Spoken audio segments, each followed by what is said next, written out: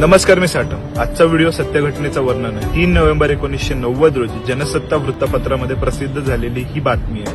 ही बातमी तशी मुख्यतः हिंदीमध्ये, ज्यामध्ये कारसेवकांवर झालेल्या गोळीबाराबद्दलचं वर्णन केलेलं आहे हेमंत शर्मा ह्या पत्रकारांनी.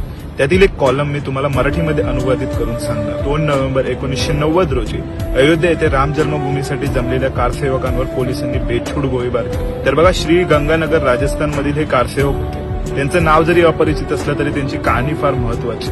बघा, त्यांना छातीमध्ये गोळी लागते आणि ते रस्त्यावर पडतात. बघा, या रक्ताच्या थारोळ्यात सुद्धा हा कारसेवक रस्त्यावर सीताराम हे शब्द लिहितो. त्यावेळेला तिथे उभं असलेल्या पत्रकारांना प्रश्न पडतो की तो व्यक्ती नक्की आपलं नाव सांगतोय की प्रभू रामचंद्रांचं नाव घेतोय.